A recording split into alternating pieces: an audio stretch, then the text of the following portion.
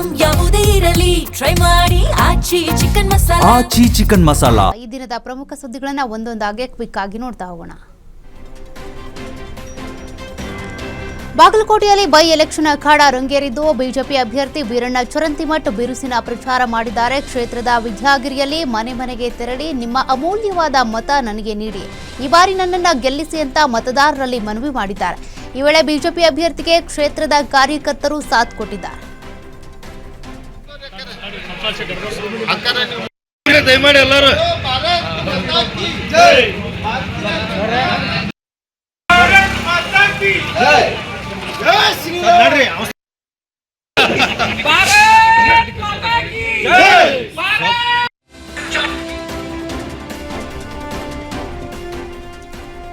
Bagalkot by election ಅಖಾಡಕ್ಕೆ ಸಚಿವ Zameer entry ಕೊಟ್ಟಿದ್ದಾರೆ. ಕಾಂಗ್ರೆಸ್ ಅಭ್ಯರ್ಥಿ ಉಮೇಶ್ ಮೇಟಿ ಪರವಾಗಿ ಸಚಿವ ಜಮೀರ್ ಅಹಮದ್ ಖಾನ್ ಅಬ್ಬರದ ಮತ ಪ್ರಚಾರ ನಡೆಸ್ತಾ ಇದ್ದಾರೆ. ನವನಗರದ ಬಾಂಬೆ ಕಾಲೋನಿ ಭಾಗದಲ್ಲಿ ಸಚಿವರು ಭರ್ಜರಿ ರೋಡ್ ಶೋ ನಡೆಸಿದರು. ಅಲ್ಪಸಂಖ್ಯಾತ ಮತ್ತು ಹಿಂದುಳಿದ ವರ್ಗಗಳ ಮತಗಳು ಹೆಚ್ಚಾಗಿರುವ ಈ ಪ್ರದೇಶದಲ್ಲಿ ಕಾಂಗ್ರೆಸ್ ಪರ ಅಲೆ ಮೂಡಿಸೋದಕ್ಕೆ ಜಮೀರ್ ಮುಂದಾಗಿದ್ದಾರೆ.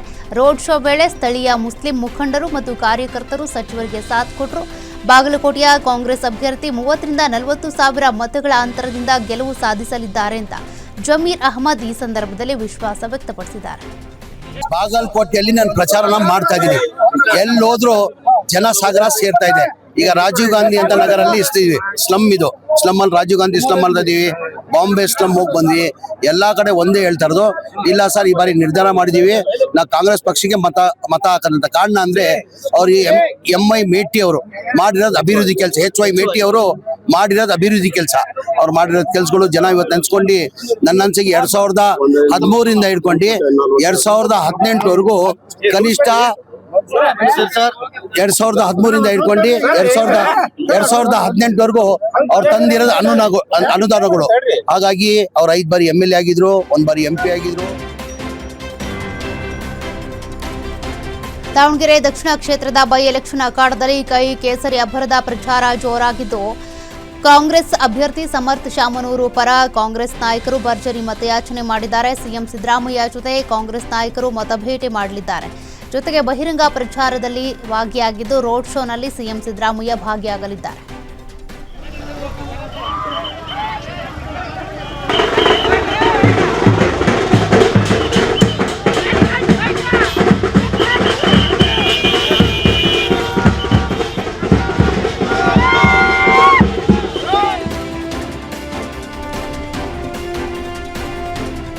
ದಾವಣಗೆರೆ ದಕ್ಷಿಣದಲ್ಲಿ ಬಿಜೆಪಿ ರಾಜ್ಯಾಧ್ಯಕ್ಷ BY ವಿಜಯೇಂದ್ರ ಭರ್ಜರಿ ಕ್ಯಾಂಪೇನ್ ನಡೆಸ್ತಾ ಇದ್ದಾರೆ. ದಾವಣಗೆರೆ ಮತ್ತು ಬಾಗಲಕೋಟೆ ಉಪಚುನಾವಣೆಗಳು ಸಿಎಂ ಸಿದ್ದರಾಮಯ್ಯ ಮತ್ತು ಕಾಂಗ್ರೆಸ್ ಸರ್ಕಾರದ ನಿದ್ದೆಗೆಡಿಸಿವೆ.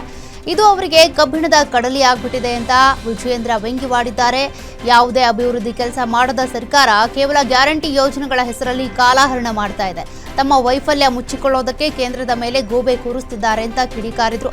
ಅಹಿಂದ ಹೆಸರಿನಲ್ಲಿ ಅಧಿಕಾರಕ್ಕೆ ಬಂದ ಸಿದ್ದರಾಮಯ್ಯ ಅವರು ಇಂದು ಅದೇ ಸಮುದಾಯವನ್ನ ಮರೆತಿದ್ದಾರೆ. ಅನುಭವಿ ಸಿಎಂ ಆಗಿದ್ರೂ ಕೂಡ ರಾಜ್ಯದ ಅಭಿವೃದ್ಧಿ ಸಾಧ್ಯವಾಗಿಲ್ಲ ಅಂತ ಟೀಕಿಸಿದರು.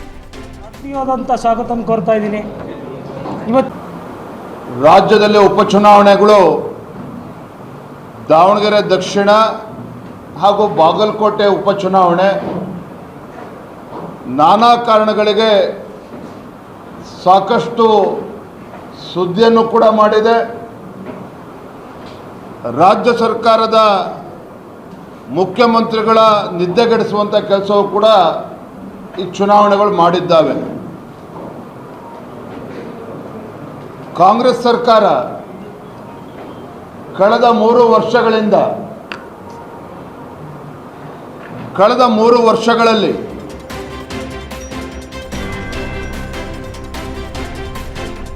ದೇಶದಾದ್ಯಂತ ಕಮರ್ಷಿಯಲ್ ಗ್ಯಾಸ್ ಸಮಸ್ಯೆ ಎದುರಾಗಿದ್ದು, ಗ್ಯಾಸ್ ತೊಂದರೆಯಿಂದ ರಾಜ್ಯದಲ್ಲಿ ಕೆಲ ಹೋಟೆಲ್ಗಳು ಬಂದ್ ಆಗ್ಬಿಟ್ಟಿವೆ. ಆದರೆ ರಾಯಚೂರಿನ ಸ್ಟೇಷನ್ ರಸ್ತೆಯಲ್ಲಿರುವಂತಹ ಸಾಮ್ರಾಟ್ ರೊಟ್ಟಿ ಕೇಂದ್ರ ಕಳೆದ 20 ವರ್ಷಗಳಿಂದ ಸೌದೆ ಒಲೆಯಲ್ಲಿ ಅಡುಗೆ ತಯಾರಿಸ್ತಾ ಇದೆ.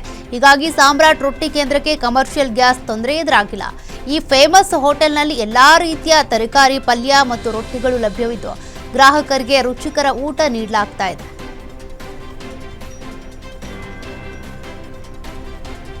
ಕೊಲ್ಲಿ ಯುದ್ಧದ ಎಫೆಕ್ಟ್ ರಾಜ್ಯದ ತರಕಾರಿ ಮಾರುಕಟ್ಟೆಗೆ ತಟ್ಟಿದೆ. ಚಿಕ್ಕಬಳ್ಳಾಪುರದ ತರಕಾರಿ ಮಾರುಕಟ್ಟೆಯಲ್ಲಿನ ಬೆಲೆ ಭಾರೀ ಕುಸಿದಿದ್ದು ರೈತರು ಕಂಗಾಲಾಗಿದ್ದಾರೆ. ಮಾರ್ಚ್ ತಿಂಗಳಲ್ಲಿ ಬೇಡಿಕೆ ಇರಬೇಕಿದ್ದಂತಹ ತರಕಾರಿ ಭಾರಿ ಕುಸಿತ ಕಂಡಿದೆ. ಕಮರ್ಷಿಯಲ್ ಗ್ಯಾಸ್ ಕೊರತೆಯಿಂದಾಗಿ ಹೋಟೆಲ್ಗಳಿಗೆ ಹೆಚ್ಚಿನ ತರಕಾರಿ ಪೂರೈಕೆ ಆಗ್ತಾ ಇಲ್ಲ. ಹಾಗಾಗಿ ತರಕಾರಿ ಬೆಲೆಯಲ್ಲಿ ಭಾರಿ ಇಳಿಕೆ ಆಗಿದೆ ಅಂತ ರೈತರು ತಮ್ಮ ಅಳಲು ತೋಡ್ಕೊಂಡಿದ್ದಾರೆ.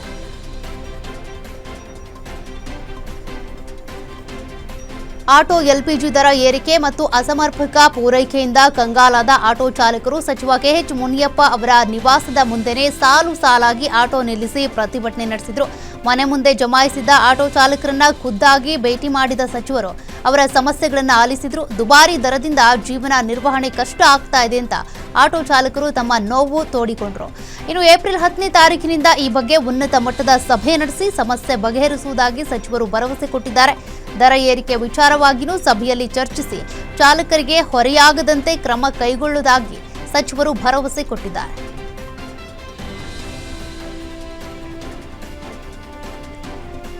ಮಂಡ್ಯದಲ್ಲಿ ಗೃಹ ಬಳಕೆ ಗ್ಯಾಸ್ ಸಿಲಿಂಡರ್ ಸಿಗದೆ ಜನರು ಕಂಗಾಲಾಗ್ಬಿಟ್ಟಿದ್ದಾರೆ. ಇನ್ನು ನಾಗಮಂಗಲದಲ್ಲಿ ಇಂಡಿಯನ್ ಗ್ಯಾಸ್ ಏಜೆನ್ಸಿಗೆ ಜನರು ಮುತ್ತಿಗೆ ಹಾಕಿದ್ದಾರೆ. ಏಜೆನ್ಸಿಯಿಂದಲೇ ಕಾಳಸಂತೆಯಲ್ಲಿ ಗೃಹ ಬಳಕೆ ಗ್ಯಾಸ್ ಮಾರಾಟ ಆಗ್ತಾ ಇದೆ ಅಂತ ಗ್ರಾಹಕರು ಆರೋಪ ಮಾಡಿದ್ರು. ಬೆಳಗ್ಗೆಯಿಂದ ತಿಂಡಿ ಊಟ ಬಿಟ್ಟು ಕಚೇರಿ ಮುಂದೆ ಕ್ಯೂ ನಿಂತರೂ ಕೂಡ ಸಿಲಿಂಡರ್ ಕೊಡದೆ ವಂಚಿಸುತ್ತಿದ್ದಾರೆ ಅಂತ ಆಕ್ರೋಶ ಹೊರಹಾಕಿದ್ರು.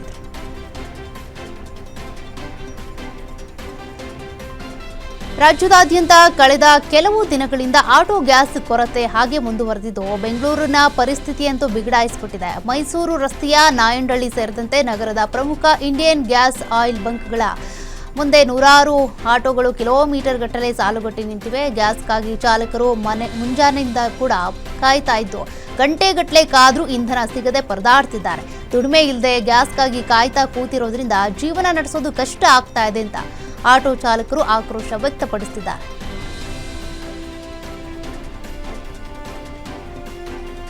ಕೊಲ್ಲಿ ಯುದ್ಧದ ಪರಿಣಾಮವಾಗಿ ಸಾರಿಗೆ ಮತ್ತು ಆಮದು ವೆಚ್ಚ ಹೆಚ್ಚಳವಾದ ಹಿನ್ನೆಲೆ ಕರ್ನಾಟಕದಲ್ಲಿ ಹಣ್ಣುಗಳ ಬೆಲೆ ಗಗನಕ್ಕೇರಿದೆ. ಸೇಬು, ಆರೆಂಜ್, ಡ್ರ್ಯಾಗನ್ ಫ್ರೂಟ್, ದಾಳಿಂಬೆ ಮತ್ತು ಪೈನಾಪಲ್ ದರದಲ್ಲಿ ತೀವ್ರ ಏರಿಕೆಯಾಗಿದೆ.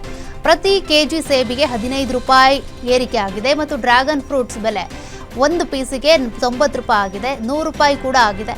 ಇನ್ನು ಬೆಲೆ ಏರಿಕೆಯಿಂದ ಮಾರುಕಟ್ಟೆಯಲ್ಲಿ ವ್ಯಾಪಾರ ಕುಸಿದಿದ್ದು ಹಣ್ಣುಗಳ ಬೆಲೆ ಏರಿಕೆಯಿಂದ ಗ್ರಾಹಕರು ಹಣ್ಣುಗಳನ್ನು ಖರೀದಿ ಮಾಡೋದಕ್ಕೂ ಹಿಂದೇಟು ಹಾಕ್ತಿರುವಂತಹ ಹಿನ್ನೆಲೆ ಮಾರುಕಟ್ಟೆಯಲ್ಲಿ ಹಣ್ಣುಗಳ ವ್ಯಾಪಾರದಲ್ಲೂ ಕೂಡ ಭಾರಿ ಕುಸಿತ ಉಂಟಾಗಿದೆ.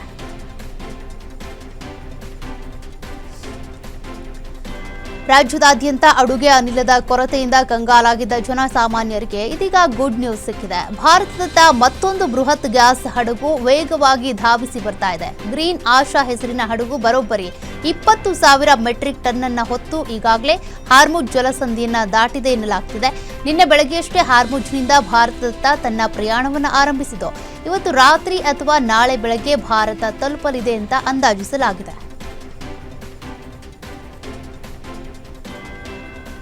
ಹಾರ್ಮುಜ್ ಜಲಸಂಧಿಯನ್ನ ಪೂರ್ಣ ಪ್ರಮಾಣದಲ್ಲಿ ತೆರೆಯೋದಕ್ಕೆ ಡೊನಾಲ್ಡ್ ಟ್ರಂಪ್ ಇರಾನ್ಗೆ ಡೆಡ್ಲೈನ್ ಕೊಟ್ಟಿದ್ದಾರೆ. ಇಲ್ಲ ಅಂದ್ರೆ ಇರಾನ್ನ ವಿದ್ಯುತ್ ಸ್ಥಾವರಗಳು ಮತ್ತು ಸೇತುವೆಗಳ ಮೇಲೆ ದಾಳಿ ನಡೆಸುವುದಾಗಿ ಟ್ವೀಟ್ ಮೂಲಕ ಟ್ರಂಪ್ ವಾರ್ನ್ ಮಾಡಿದ್ದಾರೆ. ಅಮೆರಿಕದ ಅತ್ಯಾಧುನಿಕ B-2 ಸ್ಟೆಲ್ತ್ ಬಾಂಬರ್ ಮತ್ತು B-52 ಯುದ್ಧ ವಿಮಾನಗಳು ಈಗಾಗಲೇ ಇರಾನ್ ಗಡಿಯಲ್ಲಿ ದಾಳಿಗೆ ಸನ್ನದ್ಧವಾಗಿವೆ.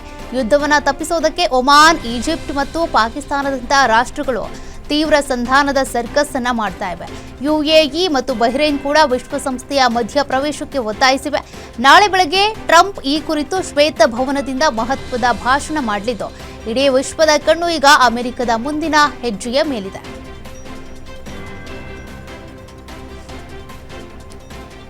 ಇರಾನ್ ಅಮೆರಿಕ ದಾಳಿ ನಡುವೆ ಮುಜ್ತಬಾ ಖಮೇನಿ ಪ್ರತ್ಯಕ್ಷ ಆಗ್ಬಿಟ್ಟಿದ್ದಾರೆ. ಗಲ್ಫ್ ರಾಷ್ಟ್ರಗಳ ಮಧ್ಯೆ ಯುದ್ಧ ಆರಂಭ ಆದಾಗಿನಿಂದ ನಾಪತ್ತೆಯಾಗಿದ್ದ ಮುಜ್ತಬಾ ಖಮೇನಿ ಇದೇ ಮೊದಲ ಬಾರಿಗೆ ಪತ್ತೆಯಾಗಿದ್ದಾರೆ.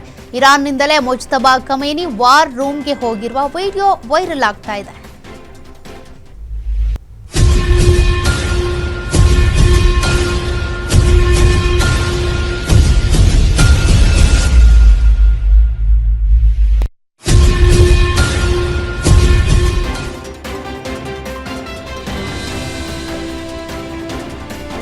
ದೇಶದಾದ್ಯಂತ ಏಪ್ರಿಲ್ 16ರಿಂದ ಮನೆ ಜನಗಣತಿ ಆರಂಭವಾಗುವ ಹಿನ್ನೆಲೆ ಜನಗಣತಿ ಕಾರ್ಯಕ್ಕೆ ಗೈರಾದ ಸಿಬ್ಬಂದಿ ವಿರುದ್ಧ ಕಠಿಣ ಕ್ರಮ ತೆಗೆದುಕೊಳ್ಳಲಾಗುತ್ತೆ ಅಂತ ಜಿಬಿಎ ಮುಖ್ಯ ಆಯುಕ್ತ ಮಹೇಶ್ವರ ರಾವ್ ಅವರು ಸೂಚನೆ ಕೊಟ್ಟಿದ್ದಾರೆ. ಏಪ್ರಿಲ್ 16ರಿಂದ 15ರವರೆಗೆ ಮೇ 15ರವರೆಗೆ ವಸತಿ ಮತ್ತು ಮನೆ ಪಟ್ಟಿ ಗಣತಿ ಕಾರ್ಯ ನಡೆಯಲಿದೆ. ಹೀಗಾಗಿ ಸುಮಾರು 4678 ಗಣತಿದಾರರು ಹಾಗೂ 798 ಮೇಲ್ವಿಚಾರಕರನ್ನ ನೇಮಕ ಮಾಡಲಾಗಿದೆ. ಇನ್ನು ಜನಗಣತಿ ಅಂಗವಾಗಿ ಏಪ್ರಿಲ್ 6ರಿಂದ 8ರವರೆಗೆ 16 ಕೇಂದ್ರಗಳಲ್ಲಿ ತರಬೇತಿಯನ್ನು ನೀಡಲಾಗುತ್ತೆ. ತರಬೇತಿಗೆ ಸಿಬ್ಬಂದಿ ಕಡ್ಡಾಯವಾಗಿ ಹಾಜರಾಗಬೇಕು. ಹಾಜರಾಗದೇ ಇದ್ರೆ ಜನಗಣತಿ ಕಾಯ್ದೆ 1948ರ ಸೆಕ್ಷನ್ 11 ಅಡಿ ಕ್ರಿಮಿನಲ್ ಕೇಸ್ ಹಾಕಿ ಅಮಾನತು ಮಾಡಲಾಗುತ್ತೆ ಅಂತ ಎಚ್ಚರಿಕೆ ಕೊಟ್ಟಿದ್ದಾರೆ.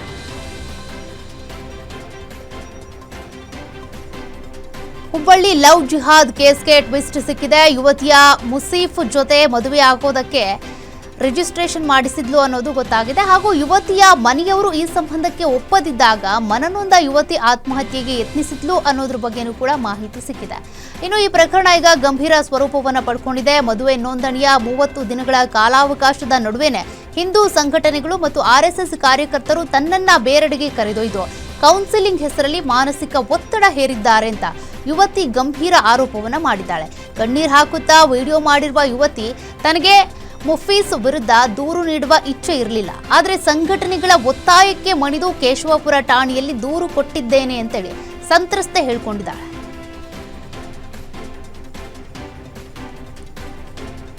ಸಿಲಿಕಾನ್ ಸಿಟಿ ಬೆಂಗಳೂರಿನಲ್ಲಿ ಬೀದಿ ನಾಯಿಗಳ ಹಾವಳಿ ಮುಂದುವರೆದಿದ್ದು, ಸೈಕಲ್ನಲ್ಲಿ ಆಟವಾಡ್ತಿದ್ದಂತ ಬಾಲಕನ ಮೇಲೆ ಸಾಕು ನಾಯಿ ಡೆಡ್ಲಿ ಅಟ್ಯಾಕ್ ಮಾಡಿಬಿಟ್ಟಿದೆ. ರಾಜಾಜಿನಗರದ 19ನೇ ಮುಖ್ಯ ರಸ್ತೆಯಲ್ಲಿ ಆಟವಾಡ್ತಾ ಇದ್ದಂತ 11 ವರ್ಷದ ಬಾಲಕನ ಮೇಲೆ ಸಾಕು ನಾಯಿ ಅಟ್ಯಾಕ್ ಮಾಡಿರುವ ದೃಶ್ಯ ಸಿಸಿಟಿವಿಯಲ್ಲಿ ಸೆರೆಯಾಗಿದೆ. ಇನ್ನು ಶ್ವಾನ ಮಾಲೀಕರ ನಿರ್ಲಕ್ಷ್ಯದಿಂದ ಘಟನೆ ನಡೆದಿದೆ ಅಂತ ಆರೋಪಿಸಿ ಬಾಲಕನ ತಾಯಿಯಿಂದ ಸುಬ್ರಹ್ಮಣ್ಯ ನಗರ ಠಾಣೆಗೆ ದೂರು ಕೊಡಲಾಗಿದೆ. ಘಟನೆ ಸಂಬಂಧ ಸುಬ್ರಹ್ಮಣ್ಯ ನಗರ ಪೊಲೀಸ್ ಠಾಣೆಯಲ್ಲಿ FIR ದಾಖಲಾಗಿದೆ.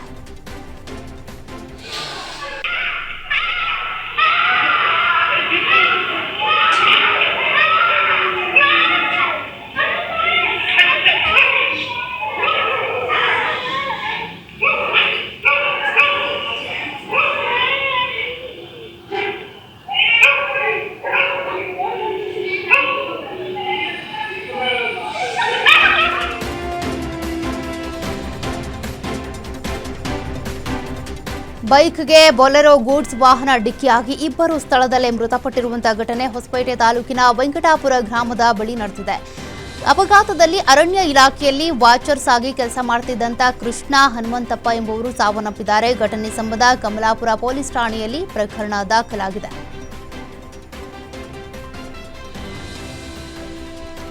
ಸರ್ಕಾರಿ ಶಾಲೆ ಶಿಕ್ಷಕಿಗೆ ಮಾರಕಾಸ್ತ್ರಗಳಿಂದ ಕೊಚ್ಚಿ ಕೊಲೆ ಮಾಡಿ ಶವ ಸುಟ್ಟು ಹಾಕಿರುವಂತಹ ಘಟನೆ ಕಲಬುರಗಿ ಜಿಲ್ಲೆ ಕಲ್ಮೂಡ ಗ್ರಾಮದ ಬಳಿ ನಡೆದಿದೆ. ನಗರದ ಆನಂದ್ ಕಾಲೋನಿ ನಿವಾಸಿ ಜ್ಯೋತಿ ಪಾಳೆ ಹಿರಮಠ್ ಅವರನ್ನ ಬರ್ಬರವಾಗಿ ಕೊಲೆ ಮಾಡಲಾಗಿದೆ. ಬೀದರ್ ಜಿಲ್ಲೆಯ ಒಂದರಖೇಡ ಗ್ರಾಮದಲ್ಲಿ ಶಿಕ್ಷಕಿಯಾಗಿ ಕೆಲಸ ಮಾಡಿದ್ದಂತ ಜ್ಯೋತಿ ವಾರಕ್ಕೆ 1 ಬಾರಿ ಊರಿಗೆ ವಾಪಸ್ ತೆರಳ್ತಾ ಇದ್ರಂತೆ.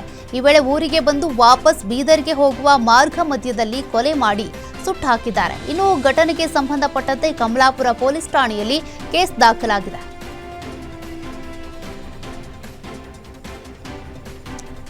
ಮಂಡ್ಯ ಜಿಲ್ಲೆಯಲ್ಲಿ ತಮ್ಮ ಮಕ್ಕಳಿಗೆ ಖಾಸಗಿ ಶಾಲೆಯಲ್ಲಿ ಸೀಟ್ ಪಡೆಯೋದಕ್ಕೆ ಅಂತ ಶಾಲೆ ಮುಂದೆ ಇಡೀ ರಾತ್ರಿ ಪೋಷಕರು ಕ್ಯೂ ನಿಂತಿದ್ದಾರೆ.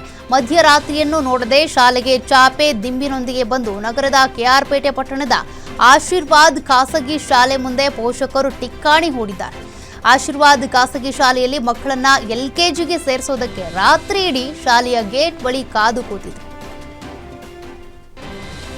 ನಾನು ನಿಮ್ಮ ಹೆಸರವಿ ನಮ್ಮ ಮಂಡ್ಯ ಜಿಲ್ಲೆ ಕೇರ್ಪೇಟೆ ತಾಲೂಕಿನ ಆಶೀರ್ವಾದ ಪ್ರೌಢಶಾಲೆ ಕೇರ್ಪೇಟೆ ಏನು ಈ ಶಾಲೆ ಇದೆ, ತಮ್ಮ ಮಕ್ಕಳನ್ನ ಶಾಲೆಗೆ ಸೇರಿಸ್ಬೇಕು ಅಂತ ರಾತ್ರಿ 10 ಗಂಟೆಯಿಂದನೇ ಕೆಲವರು ಚಾಪೆ ರಘು ಎಲ್ಲ ತಂದು ಇಲ್ಲೇ ಮಲಿಕೊಂಡು ಈ ಬೆಳಗ್ಗೆ 7:30 ಆಗಿದೆ. ಬೆಳಗಾವಿ ಜಿಲ್ಲೆ ಲವ್ ಸೆಕ್ಸ್ ದೋಖಾ ಪ್ರಕರಣ ಬೆಳಕಿಗೆ ಬಂದಿದೆ. ಇನ್ಸ್ಟಾಗ್ರಾಂನಲ್ಲಿ ಪರಿಚಯ ಆಗಿ ಮದುವೆ ಆಗ್ತೀನಿ ಅಂತ ನಂಬಿಸಿ ದೈಹಿಕವಾಗಿ ಬಳಸಿಕೊಂಡು ತದನಂತರದಲ್ಲಿ ಆಕೆಯೊಂದಿಗೆ ಲಕ್ಷಾಂತರ ರೂಪಾಯಿ ಹಣ ಪಡೆದು ಬ್ಲಾಕ್ ಮೇಲ್ ಮಾಡಿದ್ದಾನೆ ಎನ್ನಲಾಗಿದೆ. ಈಶ್ವರ ಸಿಂಗ್ ಪ್ರೇಮ ಸಿಂಗ್ ಬಡಗೂಜರ್ ಎಂಬಾತ ಯುವತಿಯನ್ನ ದೈಹಿಕವಾಗಿ ಬಳಸಿಕೊಂಡು ಯುವತಿಗೆ ತಿಳಿಯದಂತೆ ಅಶ್ಲೀಲ ವಿಡಿಯೋವನ್ನ ಮಾಡಿಕೊಂಡಿದ್ದಾನೆ. ಅಲ್ಲದೆ ಅಶ್ಲೀಲ ವಿಡಿಯೋ ಇಟ್ಕೊಂಡು ವೈರಲ್ ಮಾಡೋದಾಗಿ ಬೆದರಿಸಿ ಬರೋಬ್ಬರಿ 19 ಲಕ್ಷ ರೂಪಾಯಿ ಹಣ ಹಾಗೂ 1.5 kg ಚಿನ್ನಾಭರಣ ವಸೂಲಿ ಮಾಡಿದ್ದಾನೆ. ಇನ್ನು ಘಟನೆಯಿಂದ ಬೇಸತ್ತ ಸಂತ್ರಸ್ತ ಮಹಿಳೆ ದೂರು ನೀಡಿ ನನಗೆ ನ್ಯಾಯ ಕೊಡಿಸಿ ಅಂತ ಕಮಿಷನರ್ ಕಚೇರಿಯಲ್ಲಿ ಕಣ್ಣೀರಿಟ್ಟಿದ್ದಾಳೆ. ಚಲಿಸ್ತಾ ಇದ್ದಂಥ 16 ಚಕ್ರದ ಟ್ರಕ್ ಟೈರ್ ಸ್ಫೋಟಗೊಂಡು ಏಕಾಏಕಿ ಬೆಂಕಿ ಹೊತ್ತಿಕೊಂಡ ಘಟನೆ ಕಾರವಾರ ಜಿಲ್ಲೆಯ ನಾಗರಗಾಳಿ ಬಳಿ ನಡೆದಿದೆ. ಬೆಂಗಳೂರಿನಿಂದ ಗೋವಾಕ್ಕೆ ಫ್ಲೈವುಡ್ ಸಾಗಿಸ್ತಾ ಇದ್ದಂಥ ವೇಳೆ ಅವಘಡ ಸಂಭವಿಸಿದೆ. 16 ಚಕ್ರದ ಟ್ರಕ್ ಸುಟ್ಟು ಭಸ್ಮ ಆಗಿದೆ. ಸ್ಥಳಕ್ಕೆ ಅಗ್ನಿಶಾಮಕ ದಳ ಸಿಬ್ಬಂದಿ ಆಗಮಿಸಿ ಕಾಡಿನತ್ತ ಹರಡ್ತಾ ಇದ್ದಂಥ ಬೆಂಕಿ ನಂದಿಸುವಲ್ಲಿ ಯಶಸ್ವಿಯಾಗಿದ್ದಾರೆ. ಘಟನೆಗೆ ಸಂಬಂಧಪಟ್ಟಂತೆ ಲೊಂಡಾ ಪೊಲೀಸ್ ಠಾಣೆಯಲ್ಲಿ ಪ್ರಕರಣ ದಾಖಲಾಗಿದೆ. ಭದ್ರಾ ನದಿಯಲ್ಲಿ ಈಜಲು ಹೋಗಿದ್ದಂಥ ಯುವಕ ನೀರಿನಲ್ಲಿ ಮುಳುಗಿ ಸಾವನ್ನಪ್ಪಿರುವಂತಹ ಘಟನೆ ಚಿಕ್ಕಮಗಳೂರು ಜಿಲ್ಲೆ ಬಾಳೆಹೊನ್ನೂರು ಸಮೀಪದ ಬನ್ನೂರು ಗ್ರಾಮದ ಬಳಿ ನಡೆದಿದೆ. ಐಟಿ ಕಂಪನಿಯಲ್ಲಿ ಕೆಲಸ ಮಾಡ್ತಿದ್ದಂಥ ಅಭಿಷೇಕ್ ಸ್ನೇಹಿತನ ಮದುವೆಗೆ ಅಂತ ಸ್ನೇಹಿತರೊಂದಿಗೆ ಬಂದಿದ್ದು ಈಜೋದಕ್ಕೆ ತೆರಳಿದ್ದ ವೇಳೆ ಮುಳುಗಿ ಮೃತಪಟ್ಟಿದ್ದಾರೆ. ಇನ್ನು ಭದ್ರಾ ನದಿ ನೀರಿನಲ್ಲಿ ಮುಳುಗಿ ನಾಪತ್ತೆಯಾಗಿದ್ದಂಥ ಅಭಿಷೇಕ್ ಮೃತದೇಹವನ್ನು ಅಗ್ನಿಶಾಮಕ ದಳ ಸಿಬ್ಬಂದಿ ಹೊರ ತೆಗೆದಿದ್ದಾರೆ.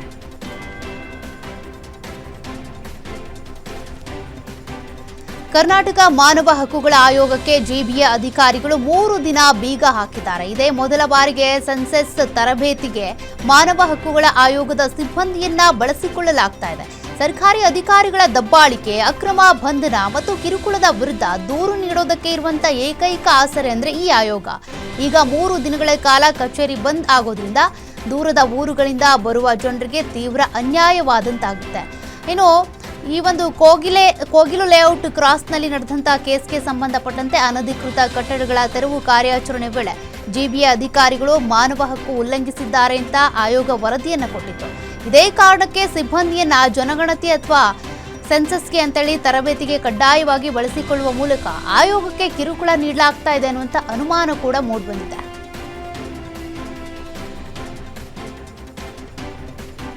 ನೀರು ಕುಡಿಯೋದಕ್ಕೆ ಹೋಗಿದ್ದ ವೇಳೆ ಆರಂಭವಾದ ಸಣ್ಣ ಜಗಳ ದೊಡ್ಡ ಗಲಾಟೆಗೆ ತಿರುಗಿ ಕೊನೆಗೆ ಬಿಯರ್ ಬಾಟಲ್ ಬಳಸಿ ನಟನ ಮೇಲೆ ದಾಳಿ ಮಾಡುವಂತ ಘಟನೆ ಕೂಡ ನಡೆದಿದೆ. ನಟ ದರ್ಶನ್ ನಟನೆಯ ಒಡೆಯ ಸಿನಿಮಾದಲ್ಲಿ ನಟಿಸಿದ ನಟ ನಿರಂಜನ್ ಕೆಲವು ದಿನಗಳ ಹಿಂದೆ ಬೆಂಗಳೂರಿನ ಮಂತ್ರಿ ಅಲಯನ್ಸ್ ಬಳಿ ಇರುವಂತಹ ಒಂದು ಬಾರ್ಗೆ ತೆರಳಿದ್ರಂತೆ. ಬಾರ್ ಒಳಗೆ ಇದ್ದಾಗ ನಿರಂಜನ್ ನೀರು ಕುಡಿಯೋದಕ್ಕೆ ಕಿಚನ್ ಭಾಗಕ್ಕೆ ಹೋಗಿದ್ರು. ಇದೇ ಸಂದರ್ಭದಲ್ಲಿ ಅಚಾನಕ್ ಆಗಿ ಒಬ್ಬ ವ್ಯಕ್ತಿ ಅವರಿಗೆ ತಳ್ಳಾಟ ಮಾಡಿದ್ದಂತೆ. ಆಮೇಲೆ ಇದಕ್ಕೆ ಕಾರಣ ಕೇಳಿದಾಗ ಮಾತಿಗೆ ಮಾತು ಬೆಳೆದು ಜಗಳಕ್ಕೆ ತಿರುಗಿದೆ ಅಂತ ಹೇಳಲಾಗ್ತಾ ಇದೆ. ಜಗಳ ನಡೆದ ಕೆಲವೇ ಕ್ಷಣದಲ್ಲಿ ಮತ್ತೊಂದು ಗುಂಪು ಬಾರ್ ಹತ್ರ ಬಂದು ಬಿಯರ್ ಬಾಟಲ್ ಬಳಸಿ ನಿರಂಜನ್ ಮೇಲೆ ಹಲ್ಲೆ ನಡೆಸಿದ್ದಾರೆ.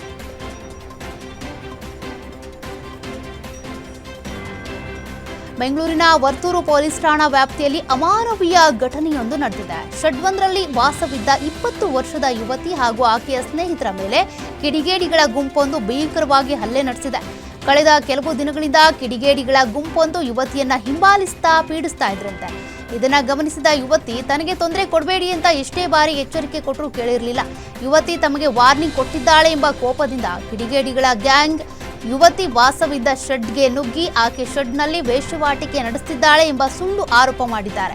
ಸ್ಥಳೀಯರನ್ನ ಎತ್ತಿಕಟ್ಟಿ ಏಕಾಏಕಿ ಯುವತಿ ಮತ್ತು ಆಕೆಯ ಸ್ನೇಹಿತರ ಮೇಲೆ ಮಾರಣಾಂತಿಕ ಹಲ್ಲೆ ನಡೆಸಿದ್ದಾರೆ. ಹಲ್ಲೆಯ ದೃಶ್ಯಗಳು ಅತ್ಯಂತ ಭಯಾನಕವಾಗಿದ್ದು ಮನುಷ್ಯತ್ವನೇ ಇಲ್ಲದಂತೆ ಕಿಡಿಗೇಡಿಗಳು ವರ್ತಿಸಿದ್ದಾರೆ.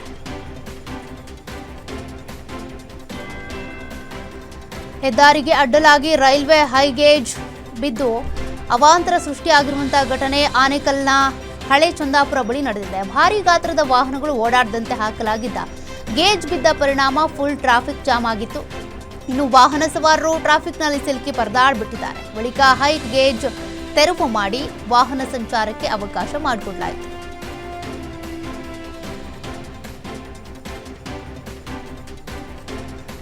ವಿದ್ಯುತ್ ಶಾರ್ಟ್ ಸರ್ಕ್ಯೂಟ್ನಿಂದ 10 ಮೇವಿನ ಬಣವೆಗಳು ಸುಟ್ಟು ಭಸ್ಮ ಆಗಿರುವಂತಹ ಘಟನೆ ವಿಜಯನಗರ ಜಿಲ್ಲೆ ದೇವರ ತಿಮ್ಲಾಪುರ ಗ್ರಾಮದಲ್ಲಿ ನಡೆದಿದೆ.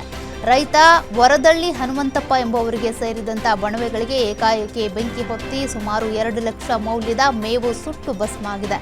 ಇನ್ನು ಅಗ್ನಿಶಾಮಕ ಸಿಬ್ಬಂದಿಗೆ ಮಾಹಿತಿ ನೀಡಿದ್ರೂ ಕೂಡ ಸಕಾಲಕ್ಕೆ ಬಂದಿದ್ರೆ ಬಣವೆ ಉಳಿಸಬಹುದಿತ್ತು ಅಂತ ರೈತ ತಮ್ಮ ಆಕ್ರೋಶ ವ್ಯಕ್ತಪಡಿಸಿದ್ದಾರೆ.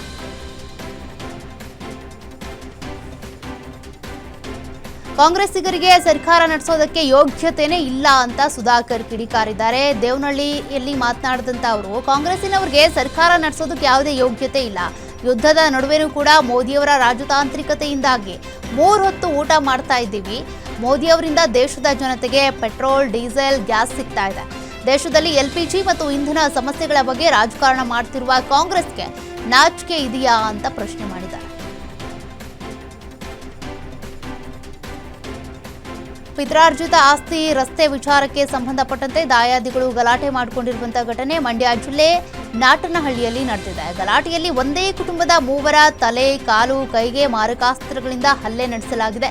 ಇನ್ನು ಘಟನೆಯಲ್ಲಿ ಗಂಭೀರವಾಗಿ ಗಾಯಗೊಂಡವರನ್ನ ಮೈಸೂರು ಖಾಸಗಿ ಆಸ್ಪತ್ರೆಯಲ್ಲಿ ಸೇರಿಸಿ ಚಿಕಿತ್ಸೆ ಕೊಡಿಸಲಾಗಿದೆ. ಘಟನೆಗೆ ಸಂಬಂಧಪಟ್ಟಂತೆ KR ಪೇಟೆ ಗ್ರಾಮಾಂತರ ಪೊಲೀಸ್ ಠಾಣೆಯಲ್ಲಿ ಪ್ರಕರಣ ದಾಖಲಾಗಿದೆ.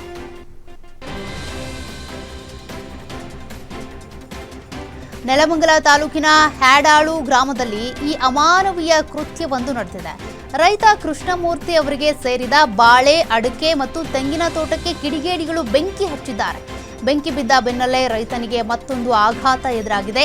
ಬೆಂಕಿ ಬಿದ್ದ 2 ದಿನದ ಬಳಿಕ ತೋಟದಲ್ಲಿ ಇದ್ದಂಥ ಪಂಪ್ ಸೆಟ್ ಕೇಬಲ್ ಅನ್ನ ಕದಿಮರು ಹೊತ್ತೊಯ್ದಿದ್ದಾರೆ.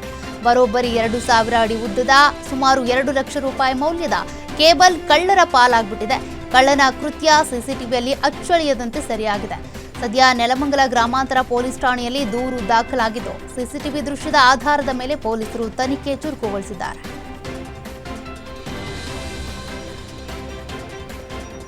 ಬೆಳಗಾವಿ ಜಿಲ್ಲೆಯಲ್ಲೊಂದು ಹೃದಯ ವಿದ್ರಾವಕ ಘಟನೆ ನಡೆದಿದೆ. ಹೊಟ್ಟೆ ನೋವುವಂತ ಪತ್ನಿ ಕ್ರಿಮಿನಾಶಕ ಮಾತ್ರೆ ಸೇವಿಸಿದ್ದ ವಿಷಯ ತಿಳಿದು ಅವಸರವಾಗಿ ಬರ್ತಿದ್ದ ವೇಳೆ ಅಪಘಾತ ಸಂಭವಿಸಿ ಪತಿ ಪತ್ನಿ ಇಬ್ಬರು ದಾರುಣವಾಗಿ ಸಾವನ್ನಪ್ಪಿರುವ ಘಟನೆ ಬೈಲಹೊಂಗಲ ತಾಲೂಕಿನ ಅರವಳ್ಳಿ ಗ್ರಾಮದಲ್ಲಿ ನಡೆದಿದೆ.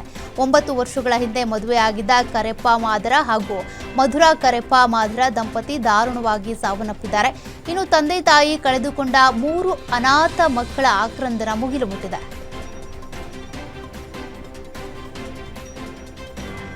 ಚಿಕ್ಕಬಳ್ಳಾಪುರದಲ್ಲಿ KIADB ಭೂ ಸ್ವಾಧೀನದ ವಿರುದ್ಧ ರೈತರು ರಣಕಹಳೆ ಮೊಳಗಿಸಿದ್ದಾರೆ. ಜಂಗಮ ಕೋರ ಭಾಗದಲ್ಲಿ ಭೂಮಿ ವಶಪಡಿಸಿಕೊಳ್ಳುವುದನ್ನು ವಿರೋಧಿಸಿ ಇವತ್ತು ರಾಷ್ಟ್ರೀಯ ಹೆದ್ದಾರಿ 69ರಲ್ಲಿ ನೂರಾರು ರೈತರು ಟ್ರ್ಯಾಕ್ಟರ್ಗಳನ್ನು ಅಡ್ಡಗಟ್ಟಿ ಬೃಹತ್ ಪ್ರತಿಭಟನೆ ನಡೆಸಿದರು. ಈ ವೇಳೆ ರೈತರು ಮತ್ತು ಪೊಲೀಸರ ನಡುವೆ ತೀವ್ರ ನೂಕಾಟ, ತಳ್ಳಾಟ, ಮಾತಿನ ಚಕಮಕಿ ನಡೆದು ಸ್ಥಳದಲ್ಲಿ ಆತಂಕದ ವಾತಾವರಣ ನಿರ್ಮಾಣವಾಗಿತ್ತು.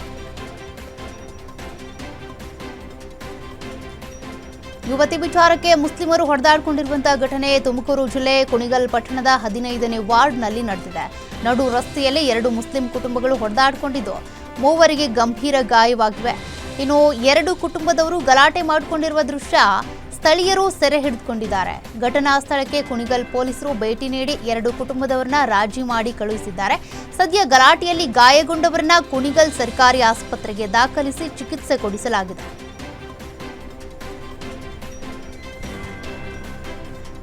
ಮನೆಯ ಮುಂದೆ ನಿಂತಿದ್ದ 2 ವರ್ಷದ ಮಗುವಿಗೆ ಟ್ರ್ಯಾಕ್ಟರ್ ಡಿಕ್ಕಿಯಾಗಿ ಸ್ಥಳದಲ್ಲಿ ಮಗು ಸಾವನ್ನಪ್ಪಿರುವ ಘಟನೆ ಹಾವೇರಿ ಜಿಲ್ಲೆಯ ಶಿಗ್ಗಾಂವ್ ತಾಲೂಕಿನ ಹಳೆ ಬಂಕಾಪುರ ಗ್ರಾಮದಲ್ಲಿ ನಡೆದಿದೆ. ಮೃತ ಮಗುವನ್ನ ರವಿಯ ಮನೆಯ ಮುಂದೆ ಆಟವಾಡ್ತಾ ಇತ್ತು ಅಂತ ತಿಳಿಸಲಾಗಿದೆ. ಈ ವೇಳೆ ಏಕಾಏಕಿ ಟ್ರ್ಯಾಕ್ಟರ್ ನುಗ್ಗಿದೆ.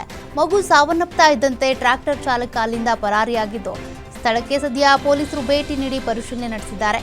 ಬಂಕಾಪುರ ಪೊಲೀಸ್ ಠಾಣೆಯಲ್ಲಿ ಪ್ರಕರಣ ದಾಖಲಾಗಿದೆ. ಕೆರೆಯಲ್ಲಿ ಈಜೋದಕ್ಕೆ ಹೋದ ಯುವಕ ನೀರು ಪಾಲಾಗಿರುವಂತಹ ಘಟನೆ ಮಂಡ್ಯ ಜಿಲ್ಲೆಯ ಮದ್ದೂರು ತಾಲೂಕಿನ ಚಿಕ್ಕರಸಿನ ಕೆರೆಯಲ್ಲಿ ನಡೆದಿದೆ. ಶ್ರೀ ಕಾಲಭೈರವೇಶ್ವರ ದೇವಸ್ಥಾನದ ಕೆರೆಯಲ್ಲಿ ಈಜಲು ಹೋದಂತ ಯುವಕ ಆಕಸ್ಮಿಕವಾಗಿ ನೀರಲ್ಲಿ ಮುಳುಗಿ ಸಾವನ್ನಪ್ಪಿದ್ದಾನೆ. ಮೃತನನ್ನ ಮಳವಳ್ಳಿ ತಾಲೂಕಿನ ಬಾಣಸಮುದ್ರ ಗ್ರಾಮದ ಚಂದ್ರಶೇಖರ್ ಅಂತ ಗುರುತಿಸಲಾಗಿದೆ. ವಿಷಯ ತಿಳಿತಾ ಇದ್ದಂತೆ ಸ್ಥಳಕ್ಕೆ ಆಗಮಿಸಿದ ಅಗ್ನಿಶಾಮಕ ದಳ ಸಿಬ್ಬಂದಿ ಮತ್ತು ಪೊಲೀಸರು ಕೆರೆಯಲ್ಲಿ ತೀವ್ರ ಶೋಧ ನಡೆಸಿ ಯುವಕನ ಶವ ಹೊರತೆಗೆದಿದ್ದಾರೆ. ನಿನ್ನೆ ಬೆಂಗಳೂರಿನ ಚಿನ್ನಸ್ವಾಮಿ ಕ್ರೀಡಾಂಗಣದಲ್ಲಿ ನಡೆದ RCB ವರ್ಸಸ್ CSK ನಡುವಿನ ಹೈ ವೋಲ್ಟೇಜ್ ಪಂದ್ಯದಲ್ಲಿ ಗೆಲುವು ಸಾಧಿಸಿದ ರಾಯಲ್ ಚಾಲೆಂಜರ್ಸ್ ಬೆಂಗಳೂರು ತಂಡಕ್ಕೆ ಮಾಜಿ ಮಾಲೀಕ ವಿಜಯ್ ಮಲ್ಯ ಶುಭ ಕೋರಿದ್ದಾರೆ. ನಿನ್ನೆ ನಡೆದ ಪಂದ್ಯದಲ್ಲಿ ಬದ್ಧ ವೈರಿಗಳ ವಿರುದ್ಧ ಸಿಂಹದಂತೆ ಗರ್ಜಿಸಿದ್ದೀರಿ. ಇನ್ನು ಮುಂದೆ ನಡೆಯುವಂತಹ ಪಂದ್ಯಗಳಲ್ಲಿ ಹೀಗೆ ಗರ್ಜಿಸಿ ಅಂತ ತಮ್ಮ ಎಕ್ಸ್ ಖಾತೆಯಲ್ಲಿ ವಿಜಯ್ ಮಲ್ಯ ಶುಭ ಕೋರಿದ್ದಾರೆ.